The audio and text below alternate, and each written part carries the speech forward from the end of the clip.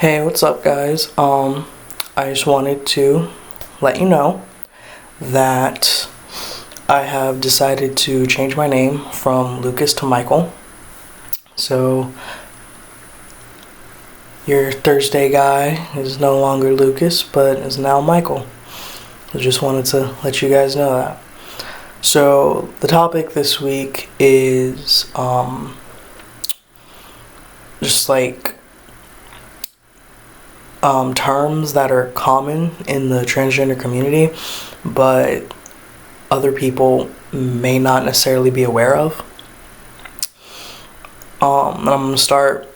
One of the big ones I personally think is gender identity disorder, otherwise known as GID. This is actually a pretty outdated term, but essentially what it is that when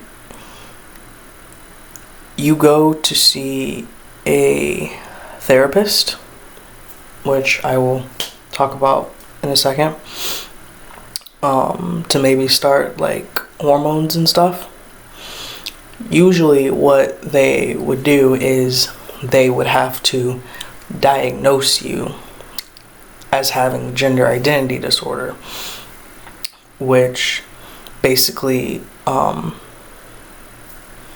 transcends to pretty much the same definition of having gender dysphoria.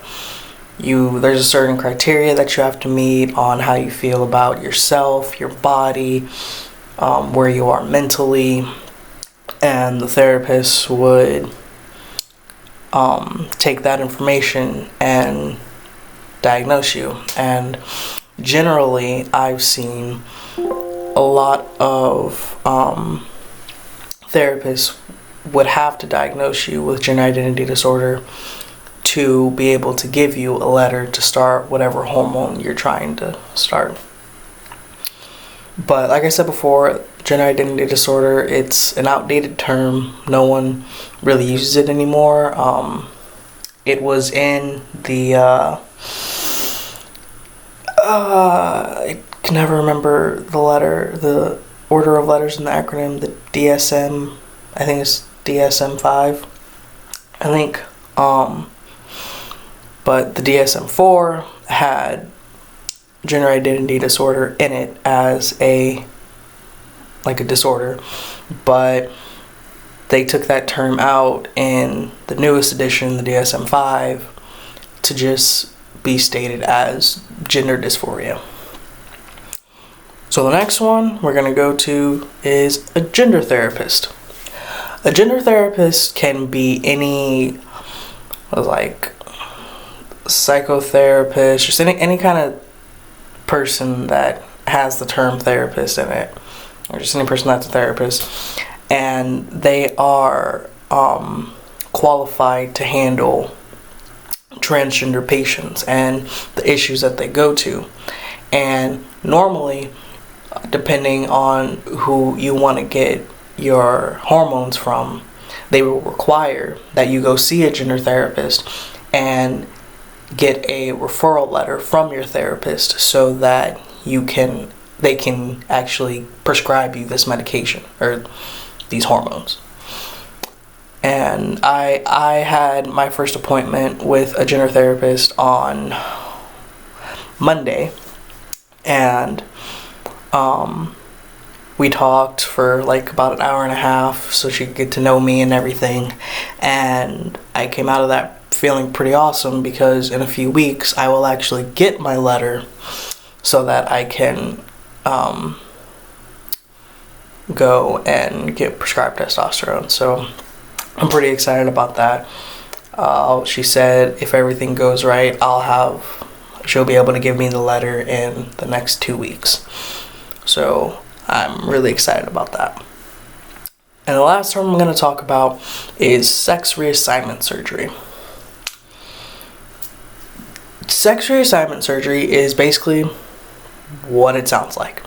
You're going from one sex and you're being assigned another. So in the terms of a trans male, it would involve removing the breasts and and it doesn't have to include all of these, but just like whatever combination of them you want, I guess. But it involves removing the breasts, having a hysterectomy, which is basically just like taking out your inside lady bits, and either phalloplasty or, don't know how to pronounce the other one. I think it's like metatoidplasty. It's, I'm sure you can figure out. You can just like kind of type it in to Google or something and have it be pronounced for you, because I'm terrible at pronouncing names. But essentially what that is phalloplasty is taking skin off of either your arms, your back, or your thighs, or just any part of your body that has enough like fat and skin, so that basically they can construct a penis out of it.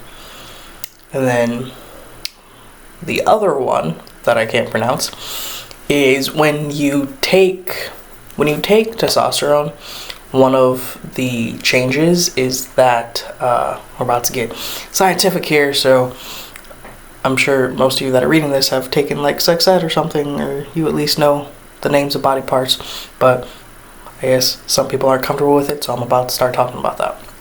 But one of the changes in taking like testosterone is that your clit grows. So that procedure is basically just taking that growth and essentially just working with that and making it into a little penis. And people are happy with that, and others go for phalloplasty. As far as males who are transitioning to females, it involves breast enlargement and vaginoplasty. I'm just really bad at pronouncing names, but that's what it reads like, so that's what I'm gonna say it is. But essentially that is you're kind of splitting your penis in half and then just kind of splitting it, I guess. I don't know too much about it, but I'm pretty sure that's like the general concept of it. But yeah, that's sex reassignment surgery, and those are the three terms that I'm going to share with you today. To recap, they are gender identity disorder, which is basically just the outdated term for dysphoria.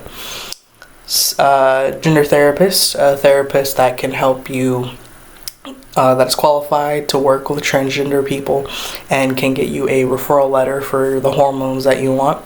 And sex reassignment surgery, where you are transitioning from one sex to the other.